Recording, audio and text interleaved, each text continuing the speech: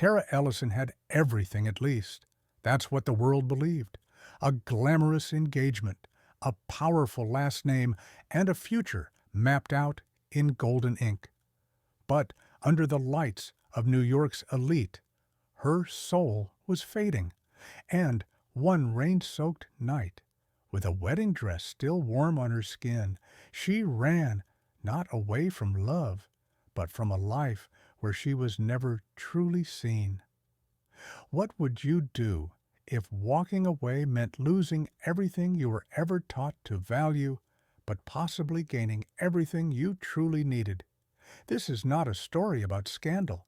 It's a story about silence, choice, and the quiet courage it takes to start over when the world expects you to smile and stay in the garden of a stranger's home. Tara began to find her way back to herself, and maybe to something more. If you've ever felt lost inside your own life, or wondered who you'd be without the expectations, you're not alone. Like, share, and subscribe to Shining Stories to follow Tara's journey. Your heart might find a piece of itself along the way. Let's begin. The lights of Manhattan glittered like diamonds spilled across a velvet cloth. Inside the Ellison penthouse, the glow from crystal chandeliers cast reflections on champagne flutes and polished marble floors. It was meant to be a night of celebration. Tara Ellison stood before a grand mirror in her childhood bedroom, adjusting the delicate pearl clasp of her bracelet. Her reflection was the very image of composure and elegant gown, in midnight blue, hair pinned in soft waves, lips painted with a quiet confidence. From the outside, she looked every inch the perfect daughter, the flawless bride-to-be. Inside, she felt hollow. Tonight was her engagement party, 400 guests, a 5-tier cake flown in from Paris, and a string quartet playing Vivaldi in the reception hall. But for Tara, it all felt like a carefully staged play. She was cast in the leading role, but the script wasn't hers. A knock sounded. Her father's assistant peered in. "Your fiancé is looking for you, Miss Ellison. It's almost time." Tara nodded. "I'll be right down." As the door clicked shut, she took a breath, then another. Her fingers brushed over the ring on her hand. 3 carats, flawless cut, cold as ice, chosen by Elliot, approved by her father, perfect in every way but the one that mattered. Downstairs, the music swelled, the laughter rose, and Tara moved through the house like a ghost in satin. She wasn't ready to greet the crowd. Not yet. She needed a moment, a pause. So she turned away from the ballroom and slipped into her father's study, a room that had always smelled faintly of cedar and power. The door was ajar. At first, she didn't notice the voices. Then she heard it, her name, softly muttered. She stepped in, and the world stopped. There, tangled in the shadows of the antique desk, were 2 bodies too close for coincidence. Her fiancé, Elliot Reed, and God help her, Grace Myers, her oldest friend, her maid of honor. They didn't notice her at first. Elliot had his hand tangled in Grace's hair. Grace was breathless with laughter. The sound of the crystal flute slipping from Tara's fingers and shattering on the floor cut through the room like thunder. They froze. Elliot's eyes went wide. Grace stumbled back, pulling her dress into place. "Tara," he began, his tone too practiced, too smooth. "How long?" Her voice was a whisper, but it held the weight of a tidal wave. Grace's face turned crimson. Elliot straightened, buttoning his shirt with fumbling fingers. "It's not what it looks like." Tara's gaze didn't waver. "It's exactly what it looks like." The silence that followed was thick with shame and disbelief. The air itself seemed to weigh her down. That ring on her finger felt heavier now, like a shackle. Elliot took a step toward her. "Darling, let's talk about this. You know the pressure we're under. Your father." She stepped back. "No," she said, her voice clear and cold. "We're done." And she walked out. No theatrics, no tears, just the sound of her heels on the marble floor. The front door was only a blur in her vision as she passed it. A valet offered her an umbrella. She ignored him. The first raindrops hit her skin like confessions. She didn't know where she was going, only that she had to get away. From Elliot, from Grace, from the lies, from the expectations wrapped in silk and champagne. She walked, then ran. Down streets she'd known all her life, but never really seen. Her gown, a custom piece from Milan, dragged along the wet pavement. Her shoes' 4-inch heels, meant for ballrooms, were abandoned near the curb. The rain grew heavier, so did her breathing. Her makeup blurred, not from tears, but from the storm she didn't try to escape. Her phone vibrated somewhere deep in her clutch, but she didn't reach for it. Let them wonder. Let them scramble to save face. She turned a corner and found herself on the quiet edge of the Upper West Side, far from the chaos. And there, like a beacon in the storm, was a wrought iron gate left slightly open. Beyond it, a house, no, a mansion loomed, warm light glowing through its windows. It looked familiar. Maybe Grace's cousin had once lived here, or Amelia. The details were fuzzy. It didn't matter. Tara's fingers curled around the gate's iron handle. It gave way. She stepped inside, rain dripping from her lashes. Her lungs burned from the run. But for the first time that night, she felt alive. At the front door, she hesitated, then knocked. Once, twice. No answer. She tried the knob. It was unlocked.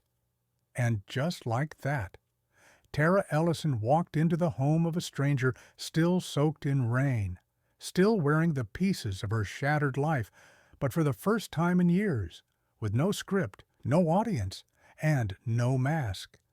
Just a woman, soaked to the bone, finally stepping out of the role she never chose. The rain hadn't let up. It poured steady and cold, like the sky had decided to grieve alongside her.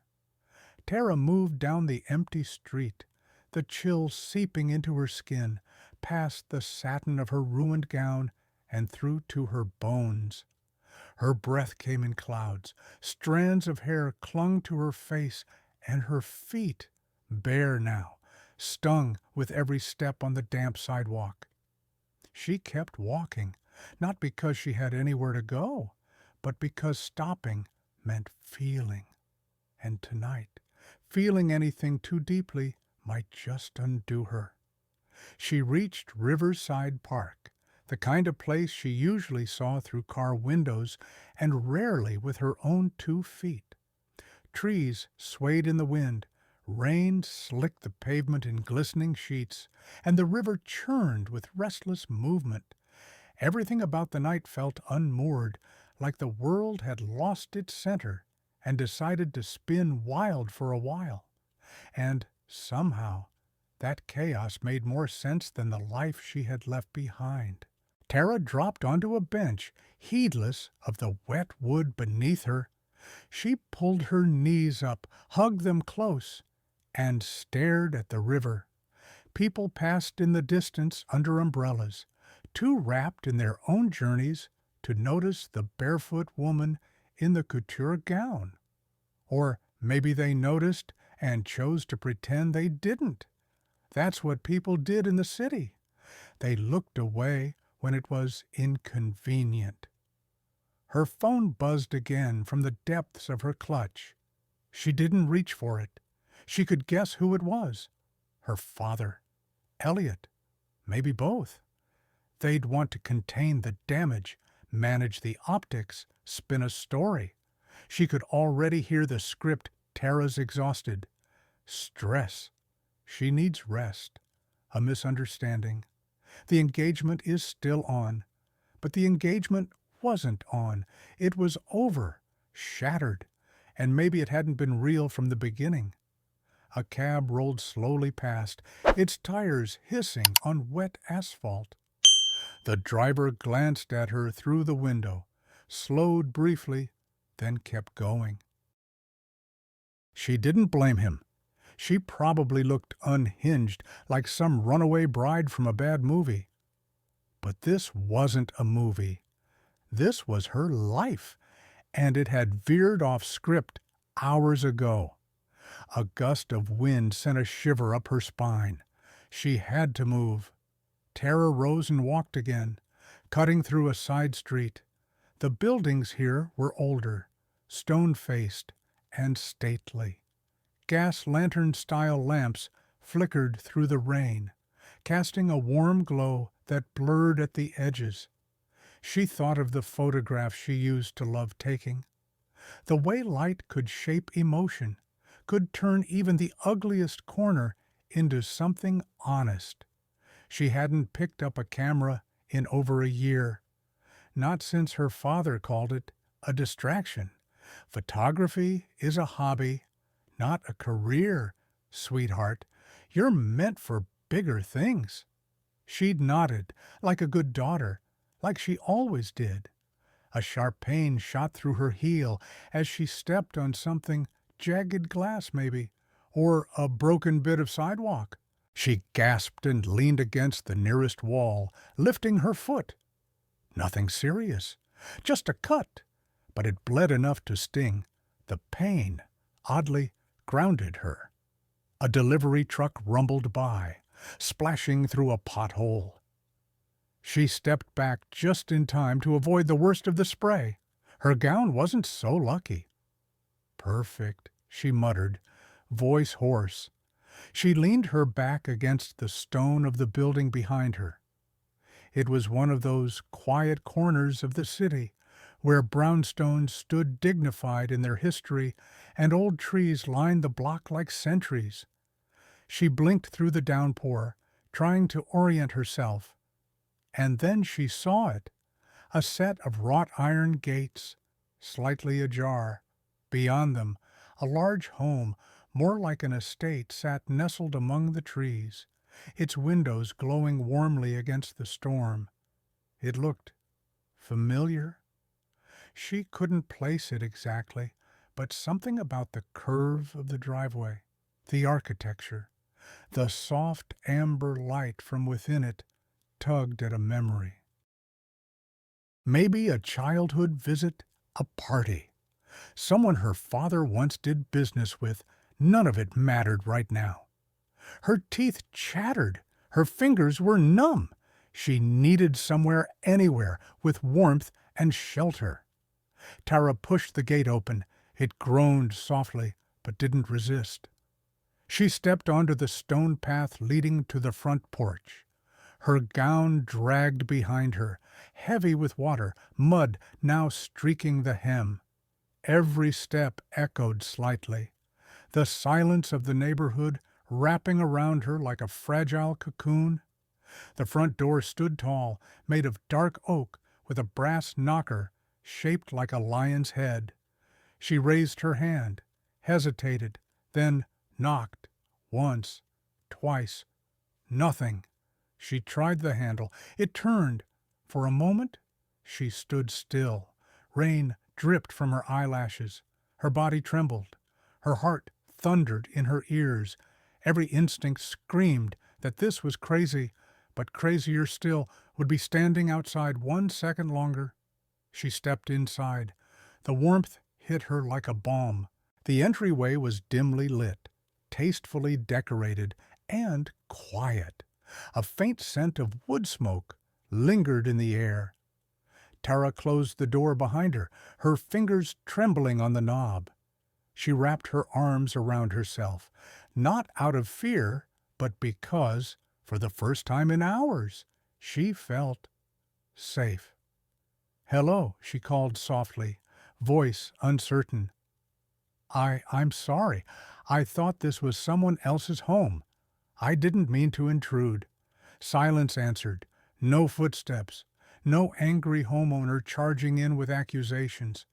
She stepped further in, and that was when she noticed the house didn't look quite like she remembered. The art on the walls was different. The colors richer, masculine, understated. There were books everywhere, framed sketches, and in the distance, the faint flicker of firelight coming from a room down the hall. She followed it. Each step left a wet print on the hardwood floor. She didn't care. She was beyond shame, beyond pride. Just a woman, broken and bleeding, and utterly alone. She paused at the threshold of the library, breath catching at the sight inside. Books from floor to ceiling, a roaring fire, leather chairs, and then a voice, deep, measured. "I think you may be in the wrong house." The voice came from the shadows near the fireplace, calm, even, but with an edge that made Tara freeze in place. She turned slowly. There he was.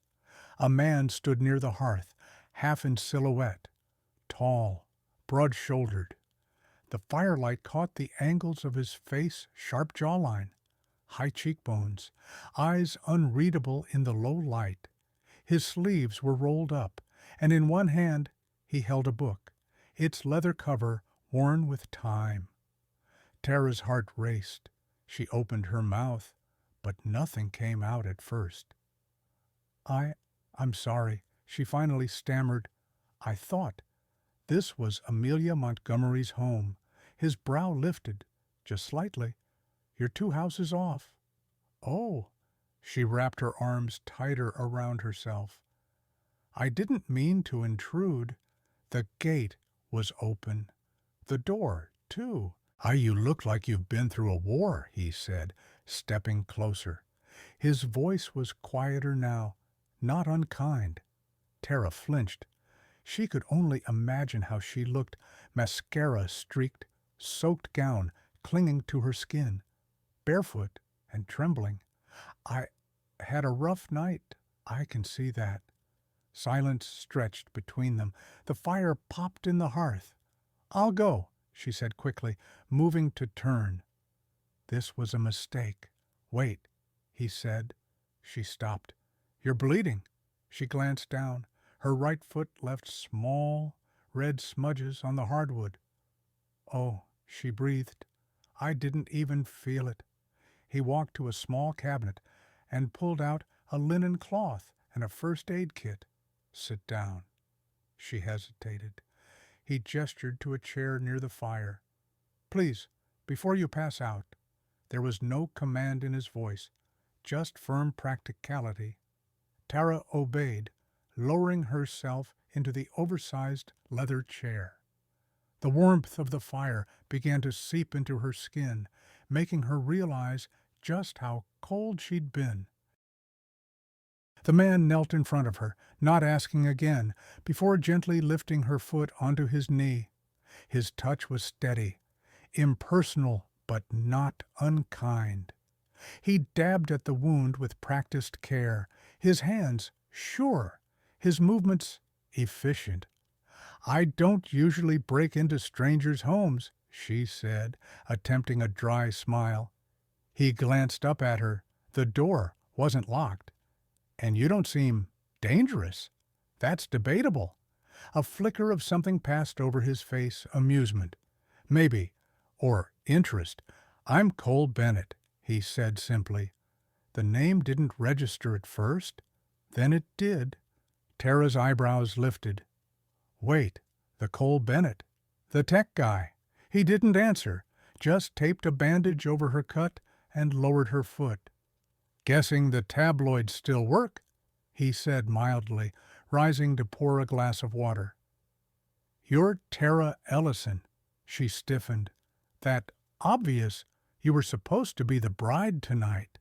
Manhattan society has a very short attention span. But your story is all over the headlines already."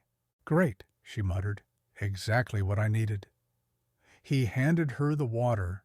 She took it with murmured thanks, sipping slowly, letting it soothe her cracked lips. They sat in silence for a moment. The fire crackled.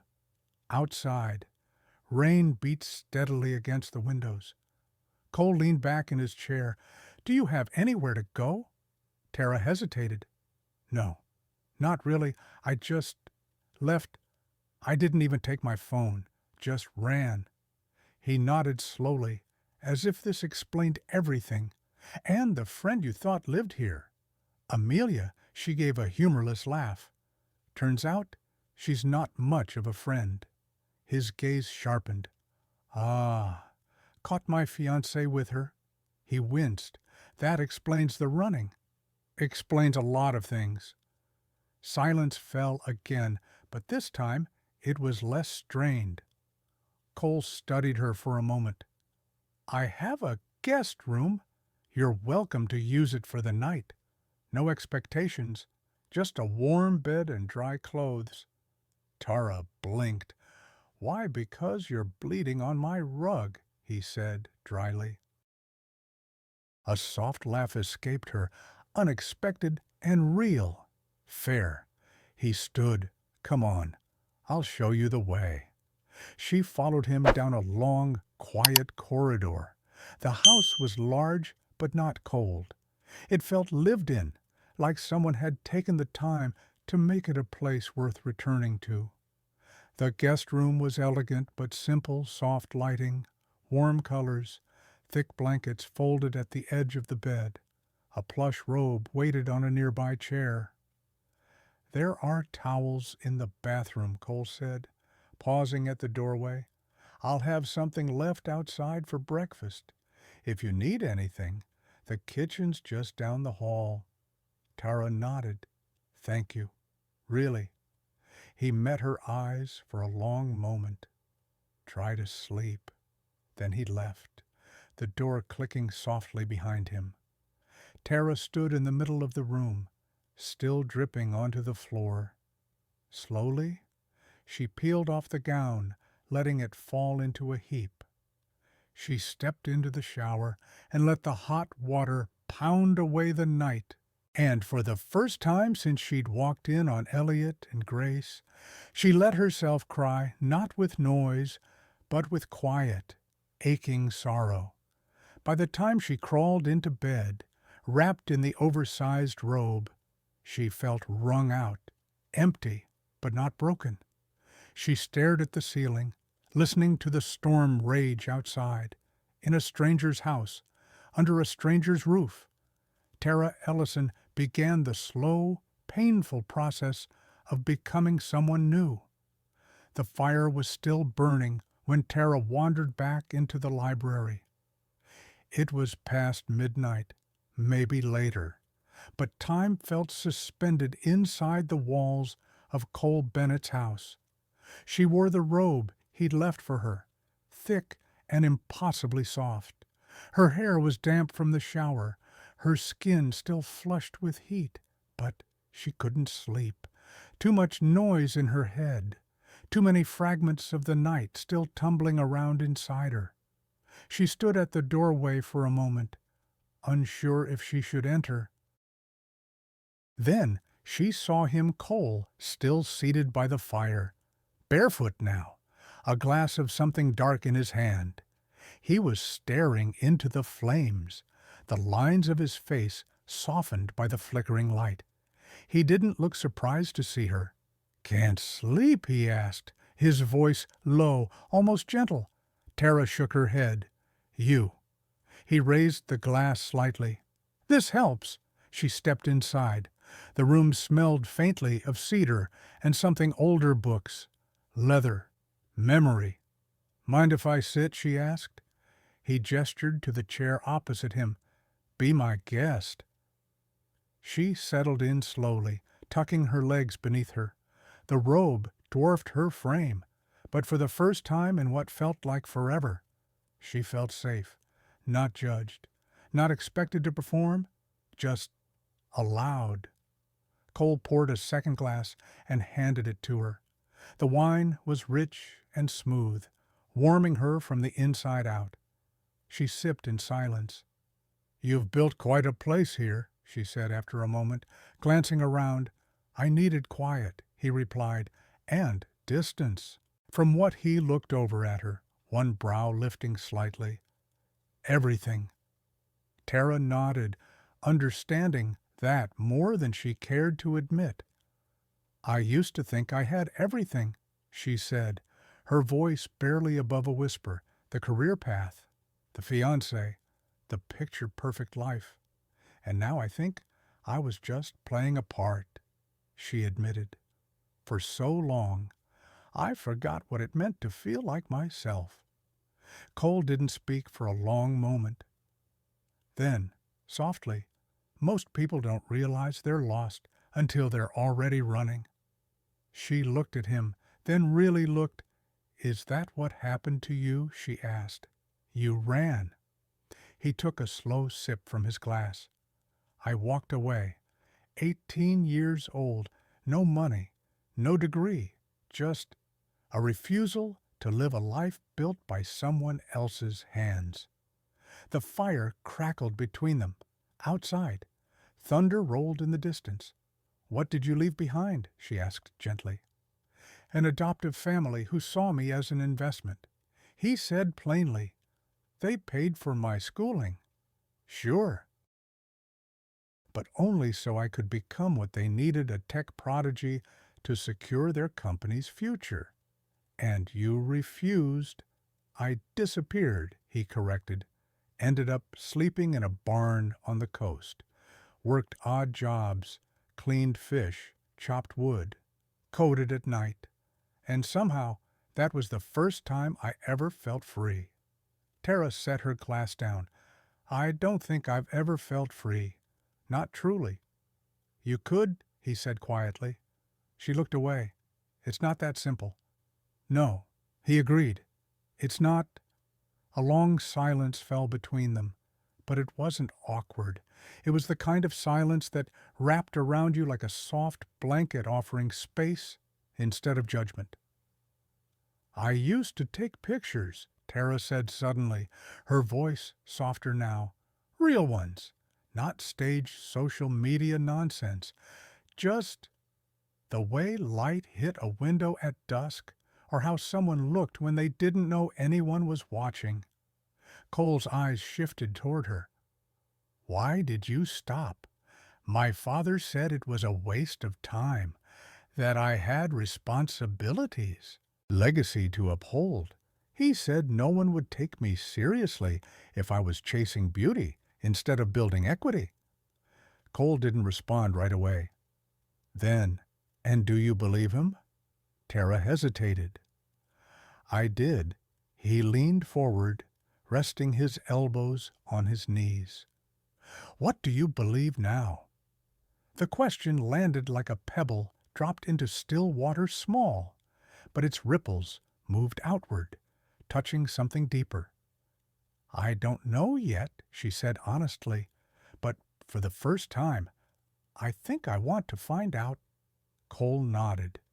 His expression softened, something unreadable flickering behind his eyes. "You know," he said, "I don't usually let strangers bleed on my rugs." Tara laughed, the sound surprising both of them. "I'm not usually the type to wander into mansions uninvited. Seems like we're both doing things out of character tonight." They smiled at each other, then not as strangers, not quite as friends, but as something forming, undefined, new. The fire had burned down low. casting long shadows on the walls.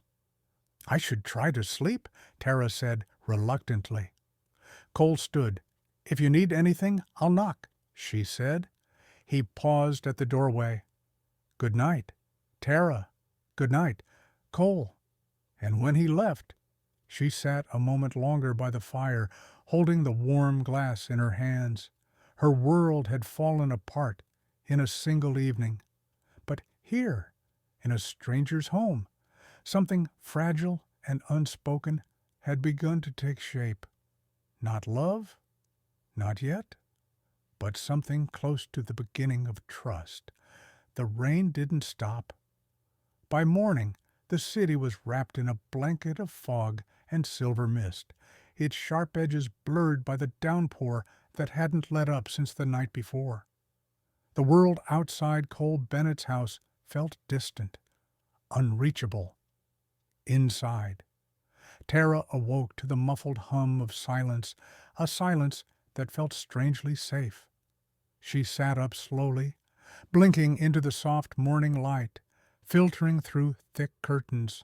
Her body ached in places she didn't expect: shoulders, calves, ribs, as if grief itself had taken physical form overnight. Her eyes landed on the robe hanging neatly by the foot of the bed, a folded towel, a note in slanted handwriting, coffee in the kitchen. "Help yourself." "See." Tara stared at it for a moment, then let out a breath she hadn't realized she was holding. The kitchen was warm and simple, not at all what she expected from a man who made headlines for million-dollar acquisitions. The counters were wood, slightly worn, the mugs mismatched. A French press sat half full beside a bowl of fresh berries. She poured herself a cup and took a tentative sip. It was strong, rich, and slightly bitter, just like her mood. Footsteps behind her. She turned to see Cole, barefoot again, wearing jeans and a dark gray Henley, sleeves pushed to his elbows. "Morning," he said, voice still rough with sleep. "Morning. You sleep some," she replied. "You," he shrugged. "Enough." They stood in a companionable quiet for a moment. Then Cole moved to open the back door, letting in a rush of cool, damp air. "I like the rain," he said simply. Tara followed him outside. The back porch overlooked a small garden, now soaked and glistening.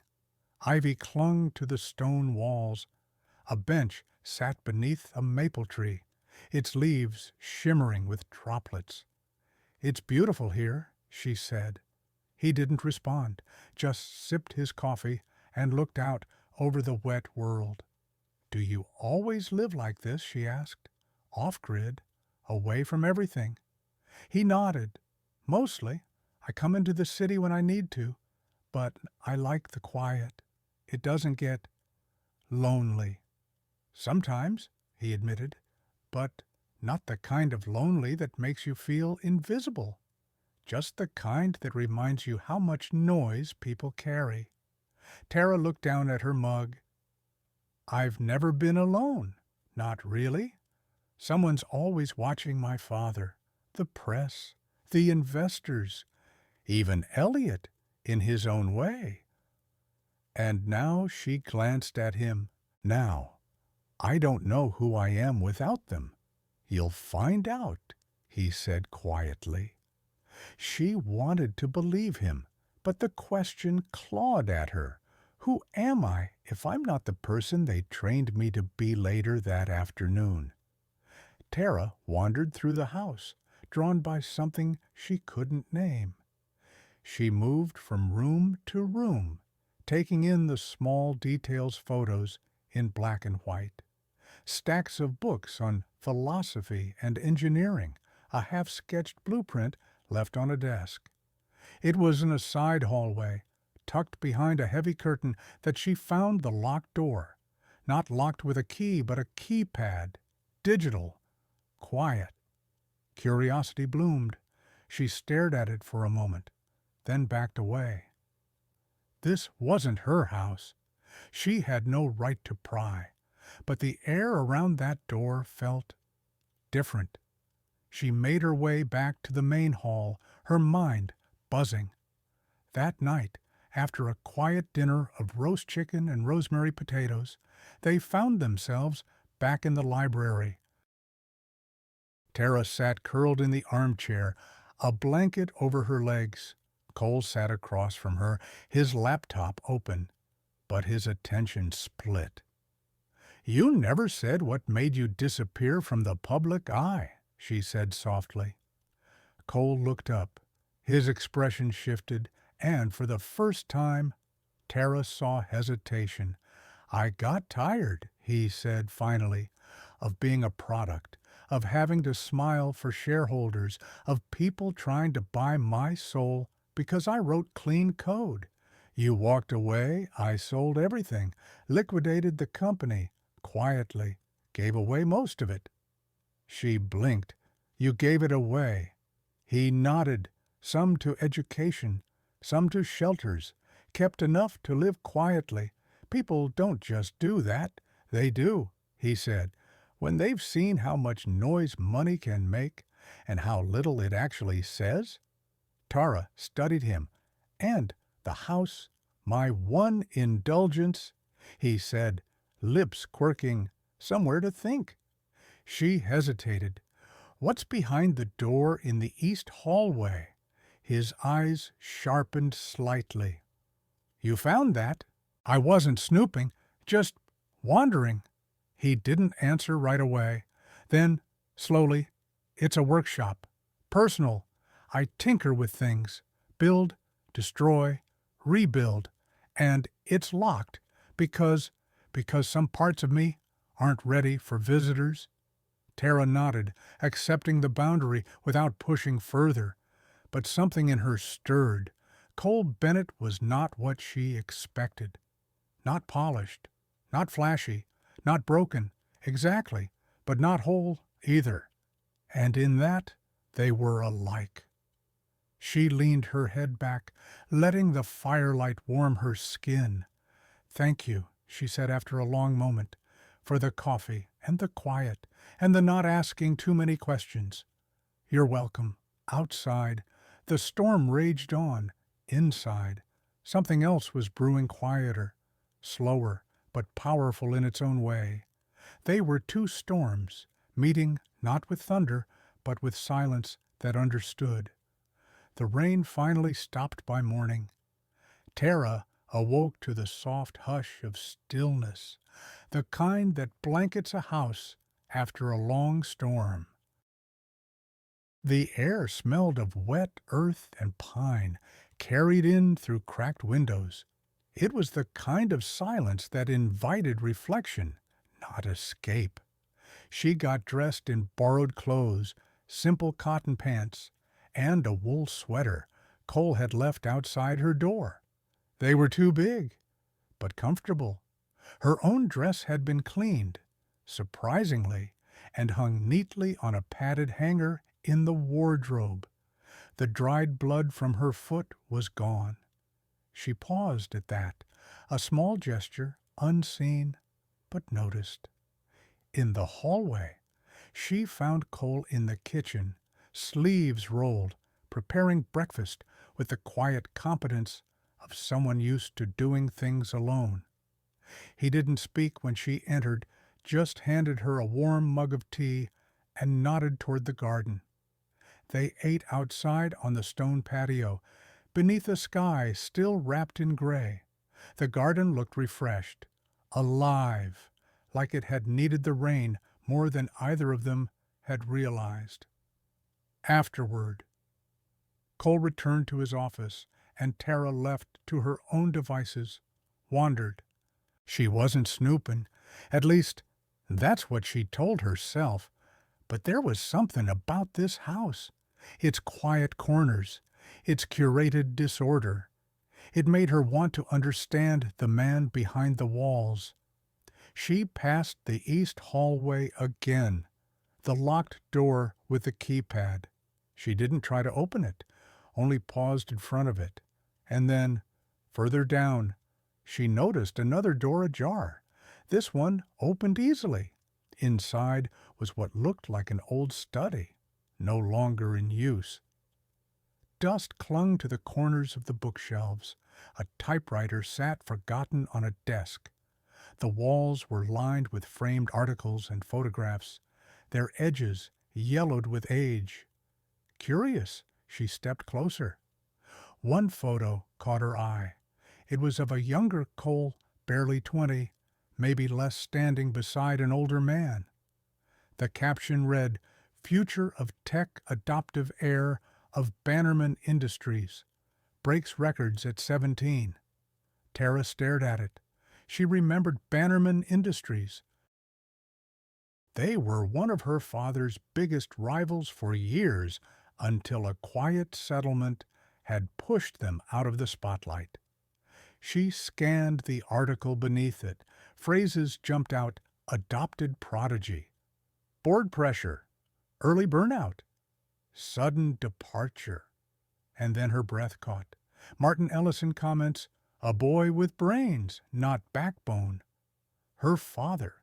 He had known Cole. No, more than that, he had shaped some part of this man's story. She backed away from the wall, her heartbeat quickening. Later, in the library, she waited until Cole returned. He entered with a small smile, a cup of coffee in hand. "You found the old study," he said, like he knew. Tara didn't answer at first. "You were part of Bannerman Industries," she said finally. "Yes, my father." She began. "Said I lacked backbone." Cole finished calmly. She searched his face. "Why didn't you tell me? Would it have changed anything? I don't know," she whispered. He sat across from her, his gaze steady. "I didn't leave because of your father, but he was part of the world I walked away from. A very loud part." Tara wrapped the blanket tighter around her. "I didn't know. I didn't expect you to." She looked down. "It's just strange. This house has been the first place I've felt like I could breathe in years. And now I find out you're one of the people my father used to tear apart in meetings like a sport." Cole tilted his head. "That doesn't make this place any less real, Tara, or what you're feeling in it." Silence stretched between them. "I'm sorry," she said finally. "For him, you're not responsible for your father, but I lived in the world he built. I benefited from it. I carried his name like a crown while people like you were being dismissed." Cole's voice softened. And now she met his gaze. "Now I don't know what to carry any more." That evening, as the sky dimmed to lavender, they sat quietly on the back porch again. No wine, no fire. Just the sounds of birds returning after the storm. Tara spoke first.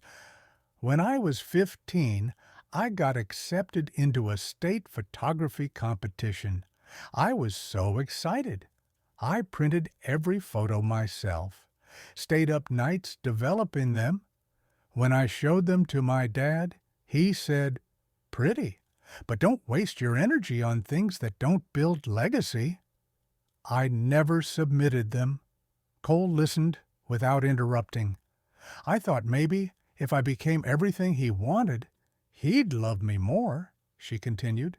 "Turns out he only loves versions of people, never the real thing."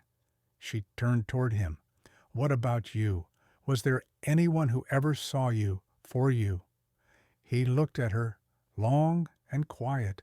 "Not until recently." He said. Tara didn't smile, but something inside her softened. That night, long after Cole had gone to his room, she returned to the library. She pulled the photo of him and the Bannerman founder from the dusty wall, stared at it again.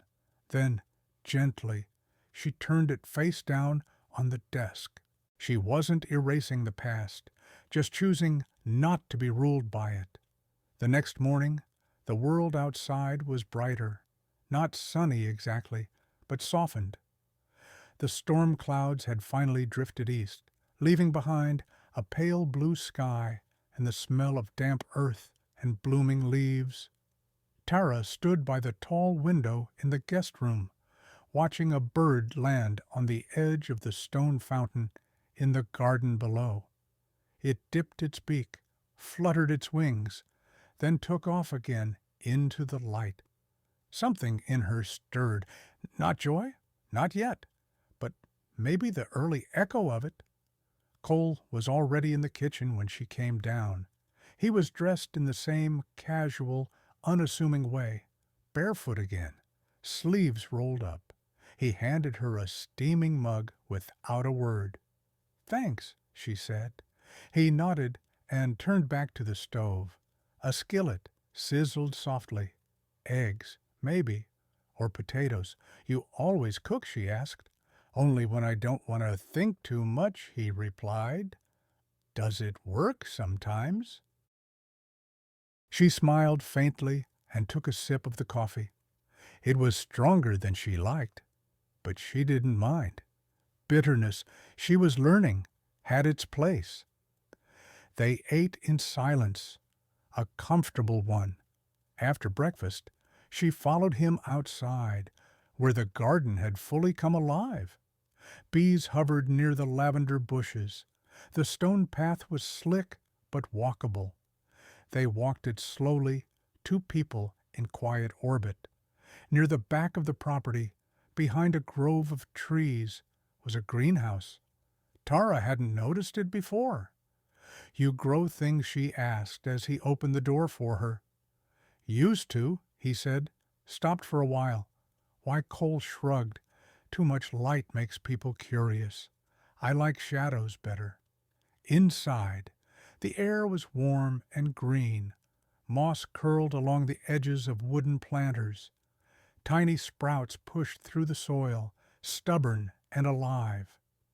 Tara moved to one of the benches, gently brushing her fingers over a leaf. "This place feels like it remembers things," she said softly. He looked over. "Plants are like that. They hold on, even when no one's watching." She met his gaze, kind of like people. A long pause followed. Then he nodded. Later that day, Tara found herself back in the library. Cole had gone out briefly, something about picking up a part for a project. She wandered the shelves, her fingers trailing over worn spines and dusty corners. In the far corner of the room, she noticed a sketchbook, half hidden under a stack of architectural journals. Curiosity nudged her forward. She opened it carefully. The pages were filled with pencil drawings, detailed, emotional, textured. Faces mostly, some of landscapes, but one page in particular made her pause. It was her, or rather, someone who looked like her, drawn from memory. Eyes closed, wind in her hair, a look of exhaustion and grace. She blinked, closed the book gently, and put it back exactly where she found it. When Cole returned later, he didn't mention the sketchbook. But something about his eyes told her he knew she'd seen it. They didn't speak of it. That evening, they found themselves by the fire again, a familiar rhythm now. 2 glasses of wine, the soft crackle of flames, the hush of shared space. Tara stared into the fire. "I used to be afraid of silence," she said. Cole looked over. "What changed you?" she admitted. "This place. It doesn't ask me to perform." "You were raised on applause," he said. "It's hard to stop chasing it." She smiled without warmth. "And you?" "What, were you raised on expectations?" he replied. "And the quiet rage of people who saw me as a tool. That's a heavy weight to carry." He met her gaze. "You get used to it. Until you don't." For a long moment, Neither of them spoke.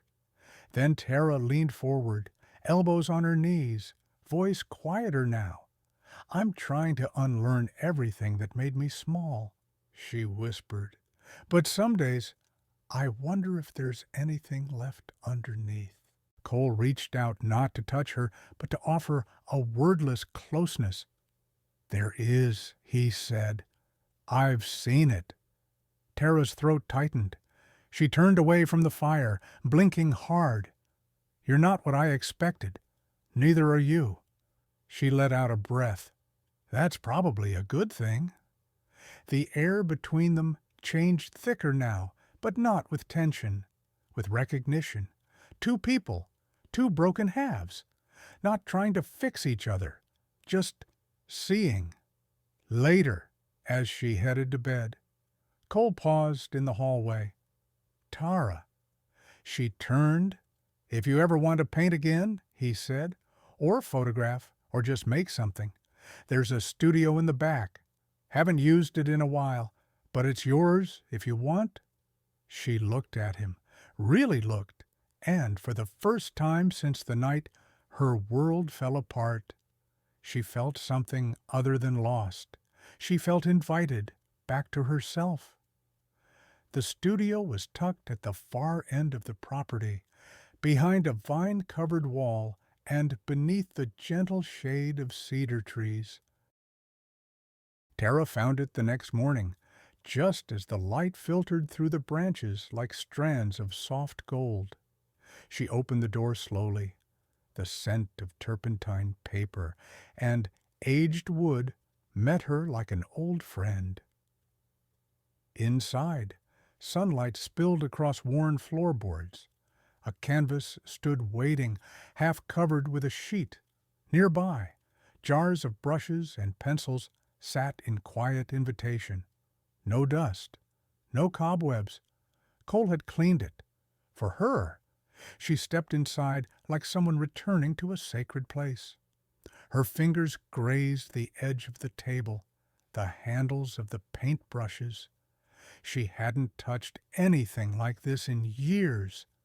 She reached for a charcoal stick and stared at the blank page before her, and she drew.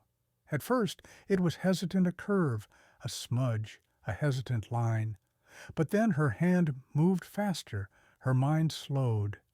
Time dissolved. She didn't need to think. She just needed to feel. And in that space, she found something she didn't know she'd lost. That afternoon, Cole found her still there, smudges of charcoal on her hands, a faint streak on her cheek. She looked up when he entered. "You found it," he said. "I needed it," she replied. He nodded, said nothing, but his eyes spoke enough. He walked to a shelf, retrieved something, wrapped in canvas cloth, and handed it to her. "What is it? Open it," he said. She did, peeling the cloth back slowly. Inside was a camera, vintage, beautiful, a Canon AE-1 with a worn leather strap. Her breath caught. "I restored it last year," he said softly. "Found it in a box of things from a flea market in Maine." Tara looked up at him, her eyes full. "Why give this to me?" He shrugged. "Some things are meant to be used, not shelved." Their eyes held.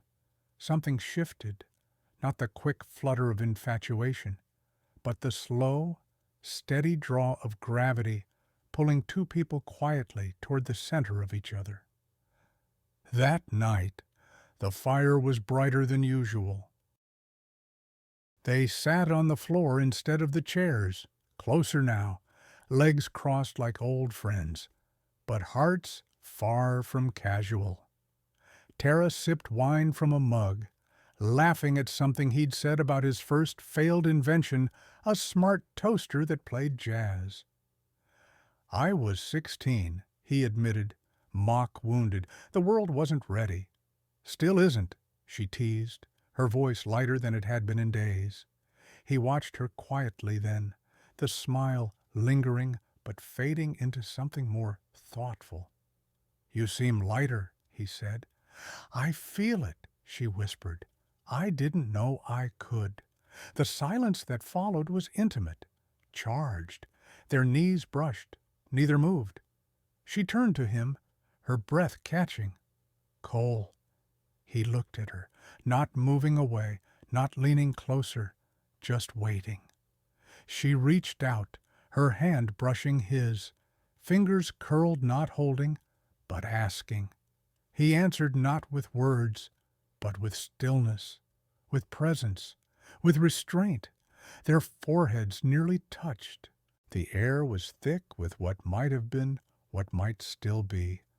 But neither crossed the final inch. After a moment, she pulled back gently, not in rejection, in understanding. I'm not ready, she said softly. He nodded. I know. I don't want this to be just because I'm broken. It's not, he replied. It never was. She exhaled, shaky but grounded. Thank you, she said, for stopping the world for me, even for a little while. He smiled faintly. I didn't stop it. You just finally stepped off its stage. Tara laughed, quiet and real, and just like that. They both leaned back into their separate space, again close, but not tangled, connected, but not claimed. The dance of distance, respectful, tender, necessary. Later. As Tara climbed the stairs to her room, she felt the weight of the day settle on her, but it wasn't heavy. It was full. She paused at the top of the stairs, looking back down toward the warm glow of the library. Cole was still there, back turned, staring into the fire. She didn't call to him. She didn't need to. Some things, she realized, don't need to be spoken. They just need to be held. It began with a knock on the gate, a sharp, impatient rapping that broke through the quiet rhythm of Cole's estate like a siren. Tara looked up from the camera in her hands, startled. She had been in the greenhouse, trying to capture the way light danced across dew-covered petals. The knock came again louder this time. She rose, heart suddenly uneasy. By the time she reached the front door, Cole was already there, a slight frown etched into his brow. He met her eyes briefly, then opened the gate control. The image on the small screen flickered to life, a woman in a sleek trench coat, hair perfectly set despite the wind, flanked by a cameraman. Tara's blood ran cold. Madison Ray, City Daily News. She didn't even have to hear the words. She knew that face, that tone. Trouble had found her. They met on the front steps. Cole stood beside her, not shielding, not interfering. Just there, solid. Madison's voice was smooth, professional, but with an edge Tara recognized too well. Tara Ellison. There you are. New York's golden girl turned ghost. We've been trying to reach you for days. Tara's voice was quiet, but firm. I'm not giving a statement. You've already made one, Madison replied, by disappearing. The cameraman panned slowly, capturing everything, the house, the scene, her face. We'd love to hear your side, Madison continued, about the engagement, the rumors, the trust fund reallocation. What Tara interrupted, the reporter's smile widened. Ah, you didn't know. Your father's lawyers filed a claim yesterday, citing mental instability and breach of family contract. The board's voting to freeze your assets. Tara's breath caught. That's not legal. It is, if they can convince enough people you're a liability to the Ellison name. A hot flush crept up Tara's neck. She stepped forward, trembling with something between rage and disbelief. I'm not a liability. I'm his daughter. Exactly, Madison said softly, which is why this story matters. The public wants to know who you really are." "Tara."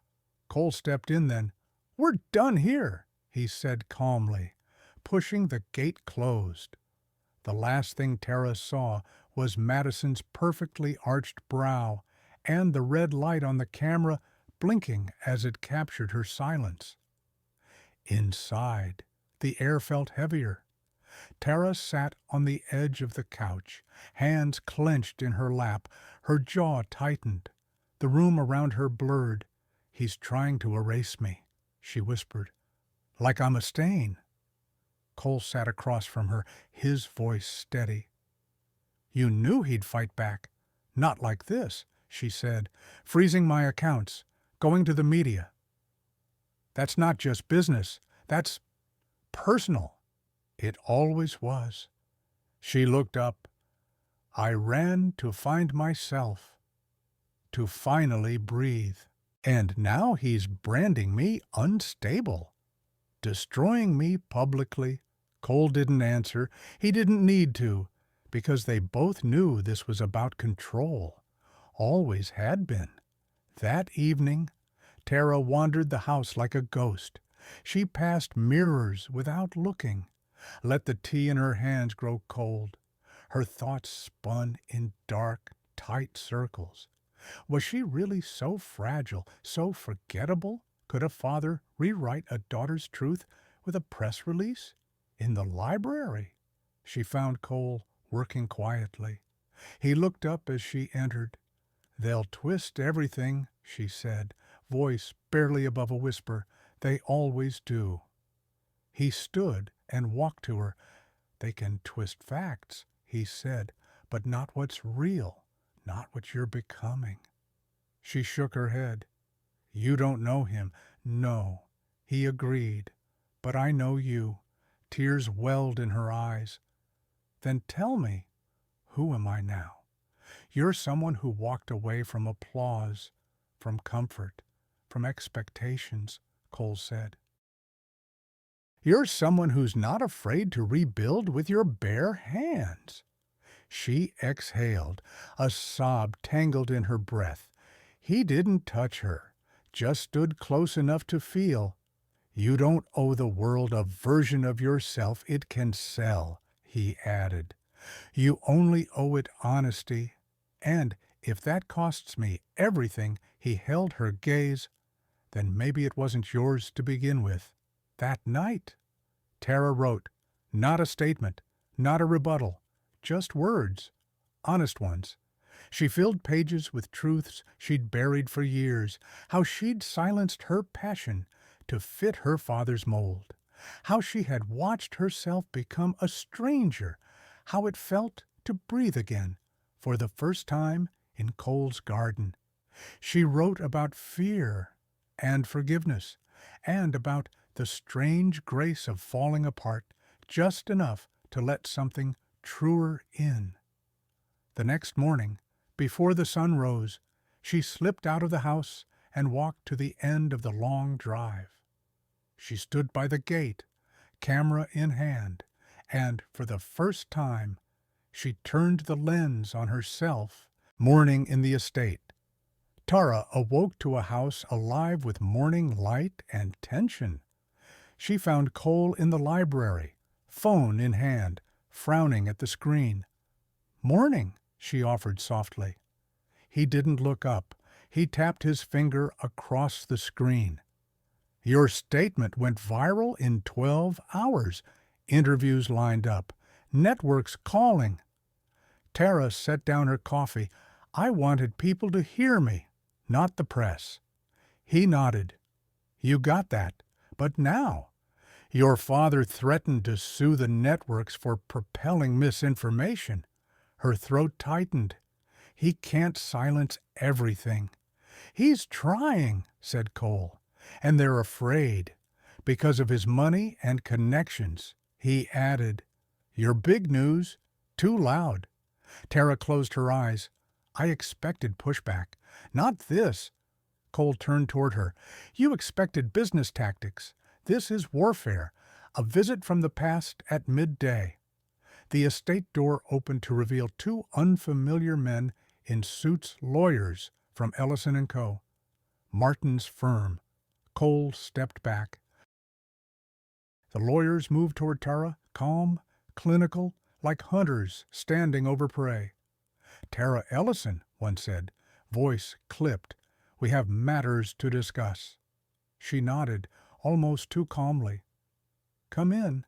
They took seats in the library. Cole lingered at the doorway. The senior attorney laid a file on the table. "Your father's board filed emergency motions to reclaim your assets. They've initiated binding arbitration. You must return to New York and comply or be stripped of your inheritance." Tara stared at the paper. "They can't just—" "Freeze me like that, they can," said the lawyer flatly. "Unless you negotiate." Tara's hands fisted. "Negotiate what a release of any public statements and agreement to seek family-approved counseling." "Counseling?" She laughed, brittle. "As if I need my father's psychiatrist's approval to speak the truth." "Your father believes this is best for you," said the lawyer. "Sign, and resources will remain accessible. Decline, and they'll take it all." Tara closed the file, heart pounding. "I need a moment." She rose and walked away. Cole followed at a discreet distance. Storm within a storm outside. In the greenhouse, petals glistened. Cameo sunlight sifted through glass. Tara bowed her head, listening to the rustle of leaves. Cole came up behind her. "Seems unfair. It feels like betrayal." Her voice shook. "He raised me. He taught me to be strong, to succeed, and now he thinks I'll break if I speak." "He wants control," Cole said. "Pure and simple. I feel torn." She turned to him. "I'm fighting for my voice, but am I betraying him too?" Cole stepped closer. "He isn't your voice. You are." She looked at the flowers. "But if I lose everything, what will I have left?" He drew her back gently, bringing her face to his. "Truth, freedom, you've already started anew." Her tears fell. "I don't want to lose my father, but I won't lose me." Cole nodded. "You don't have to choose one. You just need to draw a line." The essential truth. Tara returned to the lawyer's office. Their expressions were polite, businesslike. She laid the file down. The lawyer raised an eyebrow, expecting compliance. "I decline." The room went still. She continued. "But I propose negotiation. I'm open to mediation, to counseling if I choose the counselor, and I will release the networks from defamation accusations, provided they publish my full statement as is." The lawyer's eyes narrowed. "That's unlikely to appease your father." "Then we'll see," Tara said quietly. "I speak my truth. I won't change it to appease anyone." They left. Cole appeared and wrapped her in an embrace. "You did it," he whispered. "I did what I had to," she replied. An unsettling discovery later, Cole and Tara returned to the library. He pulled out fresh tea.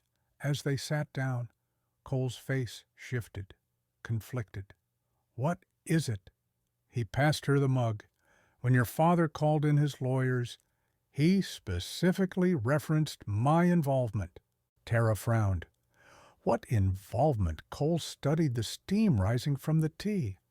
"He says I influenced you, leveraged my influence to manipulate your decisions." Tara's heart plummeted. "He thinks you orchestrated this. He believes I'm another player in his chessboard." That's insane," she whispered. Cole took her hand. "It gets worse. He requested access to my personal files, emails, contracts, anything tying us together." Tara's breath caught. "He's digging into you now, too. He's starting a campaign to show I misled you." Tara's voice cracked. We, we thought we were safe here. Cole pressed her hand. We aren't in the clear, but we're facing it together. Resolve forged in truth. She swallowed hard, lifting her gaze. Let them see, let them dig. I've got nothing to hide. Cole hesitated. This will change everything. She nodded. I'd rather face it than shrink back. He exhaled slowly. Then we do it. Your truth, my transparency. She leaned her head against his shoulder. Together. Cheers of thunder rolled outside. A storm brewing again, but inside. They held calm. The invitation came 2 days later, not in the form of a letter or even a call. It came as a summons from Martin Ellison himself, a formal request to meet in person at the Ellison Tower penthouse, the same office where she had once stood beside him, rehearsing her lines, posing for photos, wearing clothes that didn't feel like hers, the same place where, not long ago, she'd sat silently as he planned her engagement like a business merger. Tara stared at the message on her phone, then set it down without a word. Cole was watching her. You don't have to go, he said. I know. He waited. But I will, she said, her voice calm. It's time. Back to the tower. Cole insisted on driving her into the city. They left at dawn, long before traffic picked up. The skyline loomed like a memory, steel and glass and shadows. Tara watched it approach, her heart tight but steady. When they arrived at Ellison Tower, the security guards barely looked her in the eye. She walked through the lobby like a ghost, returning to haunt its own life. At the top floor, a secretary met her with a tight smile and led her into the boardroom. Martin was already there. He stood when she entered, all tailored charcoal gray and barely concealed disappointment. Tara, she nodded once. Dad. He gestured to the seat across from him. She didn't sit. Father and daughter. You're making this very public, Martin said, tone clipped. No, Tara replied. You did that? When you sent your lawyers? When you froze my accounts? When you called me unstable? I was protecting you from what she asked. From myself. From embarrassment, he snapped. From destroying your legacy. She laughed bitterly. Your legacy? Martin's jaw clenched. You don't understand what's at stake. Tara leaned forward. I am what's at stake. You keep forgetting that I'm not a brand. I'm your daughter. He didn't answer, and I won't be a puppet anymore. Then you'll lose everything, he said coldly. No, she said, standing straighter. I already found what I need. A public confrontation. The press conference had been Cole's idea. A final public statement. One that couldn't be silenced, edited, or spun. They held it in the park, beneath an open sky. Not behind podiums or velvet ropes. Just Tara, standing in a soft gray coat, the wind tugging at her hair. Cole stood nearby but didn't speak. This was hers. Cameras flashed. Reporters whispered. Tara stepped to the microphone. My name is Tara Ellison, and for the first time, I'm speaking as myself. The hush was instant. I was born into a life of legacy and expectation. I was taught how to smile, how to speak, how to obey. I was told what success looked like and what emotions to bury. She paused, breath steady. But I broke. Whispers surged. And in breaking, I found something truer than I ever had before. I found silence. I found fear. I found me. She scanned the crowd. You may call it a fall. I call it a return, a pause. To those who say I'm lost, I say you've mistaken silence for weakness. And to those still pretending, I say it's never too late to stop performing. And then she stepped back. The wind picked up. A bird soared overhead. The crowd stood still. Aftermath. Back at Cole's car, she leaned her head against the window. He glanced over. You were brilliant. I was honest. She said, that's enough. He reached across and took her hand. She let him, back at the estate. That night, Tara wandered back into the studio. The camera Cole had given her rested on the windowsill, bathed in moonlight. She picked it up and turned the lens toward herself again. This time, she smiled, not for anyone else, not for headlines, just because she could, just because she had survived. The days after the press conference were quieter than expected. No immediate rebuttal from Martin Ellison, no lawsuits, no calls, just a stretching silence, long and taut, like the calm before a different kind of storm. Tara spent most of her time in the studio, sketching, taking photos, walking barefoot in the garden. She didn't ask Cole for updates. She didn't check the news. But inside, a knot of unease stayed tight in her chest. Something was coming. She could feel it. An unexpected call. It came late one night. Cole was in the greenhouse, adjusting a light for the winter tomatoes. Tara was folding laundry when her phone rang. Private number. She answered, cautious. Hello? A voice she hadn't heard in years. Tight, formal, familiar. Tara. It's Grace. Tara went still. Grace Myers. Yes. Tara closed her eyes. What do you want? I thought you should know. Your father collapsed today. The words didn't land at first. They hovered, suspended. He what? He had a stroke. During a board meeting? He's in the hospital. Tara sat down, knees weak. Why are you calling me? She asked. I'm with him, Grace said. I've been working with the family office since everything. I was the one he asked for. That stung more than it should have. And now you want me to. What visit make peace? Grace's voice was tight. I'm telling you because he kept saying your name. Over and over. Tara gripped the edge of the table. What hospital? The hospital room. The next morning. Tara stood outside, room 416, staring at the door. Cole had driven her, waited outside, given her the space she didn't know how to ask for. She inhaled slowly and stepped inside. Martin Ellison lay in the hospital bed, paler than she'd ever seen him. Machines beeped in quiet rhythm. His face, once so sharp, was now softer, more fragile.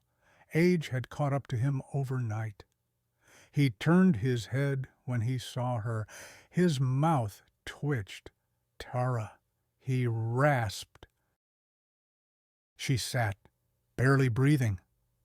I told them not to call you, he said. You didn't. She replied.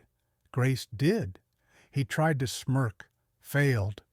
Silence fell between them. Not angry, just heavy. I don't want your forgiveness, he said. Tara blinked. Good, because I'm not sure I have it. A ghost of a nod. I wanted you to be safe, he whispered, to survive. You wanted me to become you, she said. He didn't argue. And now, he turned toward the window. Now I'm tired.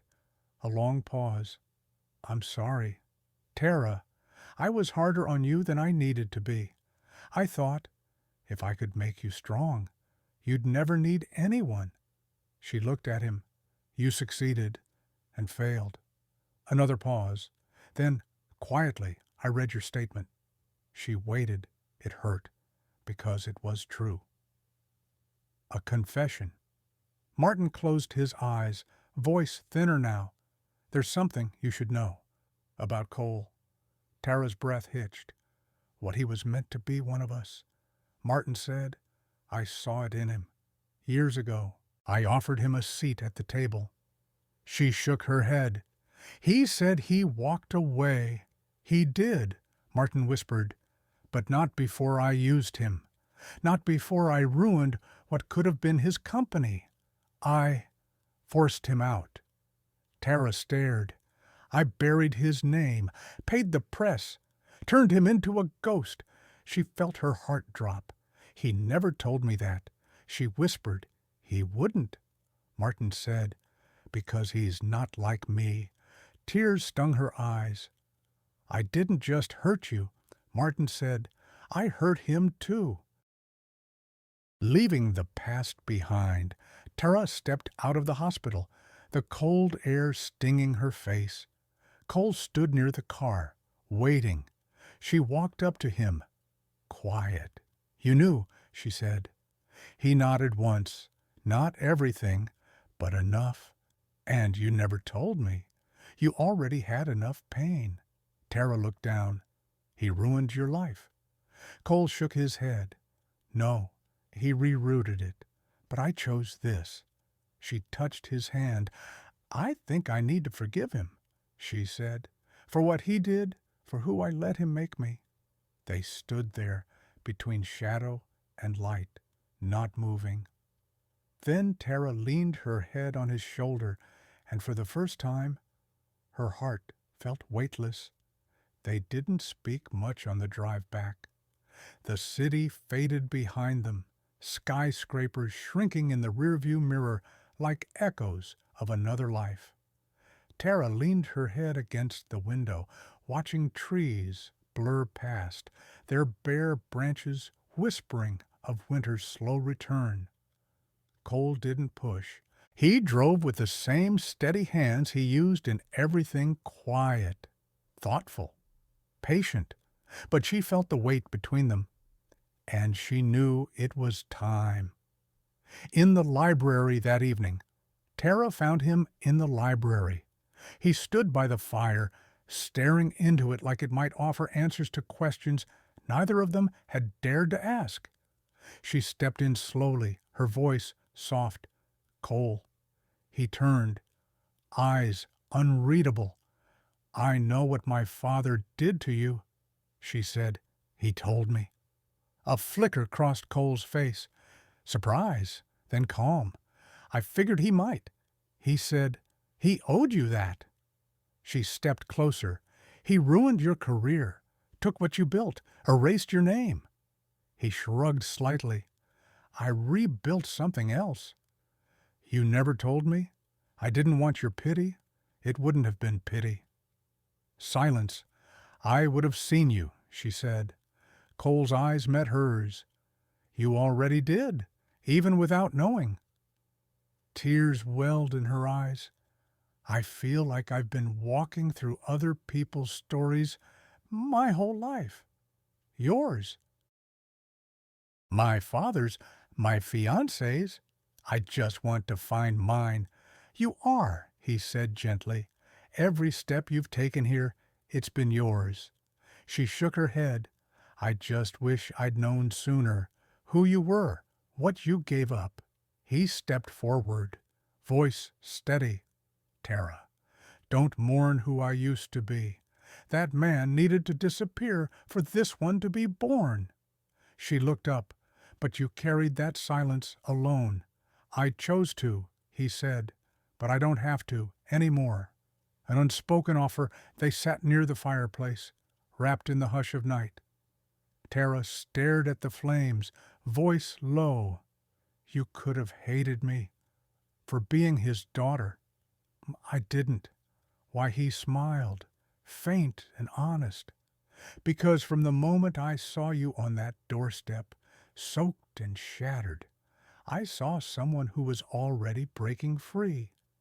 She swallowed hard. "And if I'd come here with all my pride still intact, still clinging to his world, I still would have offered you warmth. But maybe not my heart." Her breath caught.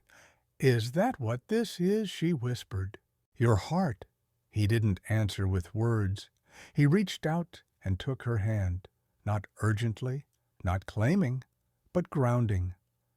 "I don't love you because you walked away from him." He said, "I love you because you walked toward yourself." Her chest tightened. "I don't know what comes next, neither do I, but I know I don't want to do it alone anymore." His hand tightened slightly around hers. "Then don't." In the studio later, she wandered into the studio, her sanctuary now. The camera still sat on the table, waiting. She picked it up and turned the lens outward toward the world, toward the future. Then she turned it toward Cole, who stood in the doorway, watching her with a look she couldn't name, something between reverence and fear. "May I?" she asked, lifting the camera. He nodded. She clicked the shutter, and again, not posed, not polished, just real. For once, she was capturing something, not to preserve an image, but to witness a truth. And it was beautiful. Words not written. That night, Tara opened her journal. She didn't write a speech or a statement, just one sentence. "The truth didn't set me free. It brought me home." And for the first time, she believed it. Winter arrived gently that year, not in blizzards or howling winds, but in the hush of frost on the garden path, in the way breath curled into the air, visible and soft. Tara woke to mornings wrapped in mist and stillness. The house settled into a rhythm that felt permanent, not like a pause, like a home. A new morning.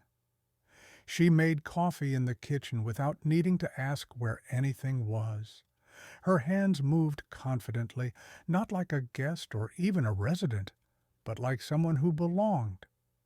Cole entered barefoot, hair tousled from sleep. He offered a quiet smile, the kind that didn't need words. She handed him his mug, and they stood by the window, watching birds trace circles over the treetops. "I think I'm staying," she said. He didn't flinch. "Good," he replied. Letters and letting go. That afternoon, Tara wrote a letter, not to the press, not to the world, but to her father. She didn't ask for reconciliation. She didn't offer excuses. She simply told him who she had become, what she had found, and what she hoped for herself, for him, for whatever version of peace the future might hold. She folded it, sealed it, and left it unmailed on the studio desk. Some truths didn't need to be sent, only released. The first gallery submission Cole found her in the library a few days later, flipping through photographs. He picked one up, a black and white image of frost on the greenhouse glass, light bending in delicate arcs. "This is beautiful," he said. Tara smiled. "I'm submitting it." He raised an eyebrow. "To where small gallery? Local? Just a winter exhibit?" He looked at her, not with surprise, but with pride. "You're stepping back into the world." "I'm not sure it's the same world," she said, "but maybe that's the point." She looked at him then, eyes soft. "Would you come with me when it opens?" He nodded. "Of course." Christmas Eve. The estate sparkled with quiet warmth, candles in every window, the fireplace dancing, the scent of cinnamon and pine drifting through the air. Tara placed one single ornament on the small tree in the corner. It was shaped like a camera, simple, unadorned. "First ornament?" Cole asked. "First one I chose myself," she said. They sat near the fire, curled up on the old leather sofa, a blanket over their legs. No noise, no pressure, just peace. She leaned her head on his shoulder. I used to think healing would feel like triumph, she whispered, like standing on a mountaintop. And now it feels like this. Cole kissed the top of her head. A final word. Weeks later, Tara stood at the edge of the garden, frost crunching under her boots. She held her camera, but didn't lift it. Instead, she watched. The wind in the trees, the slow bloom of sunlight, the beginning of her real life. Not loud, not sudden, just here, finally, here. Sometimes, the bravest thing we can do is begin again. Tara's journey reminds us that it's never too late to step out of a life that no longer fits and into one that honors who we truly are. She had status, wealth, and recognition, but none of it filled the silence inside her. Only when she walked away from the noise did she begin to hear her own voice. For those of us who've lived long enough to carry regrets, broken dreams, or unspoken desires, Tara's story is a gentle call. Your truth still matters. Healing doesn't always come in grand gestures. It often arrives in quiet choices, in small steps back toward ourselves. We may not run from weddings in the rain, but we all face moments where we must choose comfort or authenticity, expectations or freedom, performance or peace. And in those moments, may we remember there's no expiration date on courage and no shame in starting over. Because sometimes the life that's most ours begins after the one we've spent years building falls apart. Let this story be a mirror, not of what we've lost, but of what we still have time to become. Here's a warm and heartfelt closing thank you message, perfect for your audience. Thank you so much for joining us on this journey. If Tara's story touched your heart, please take a moment to like, share, and subscribe to Shining Stories.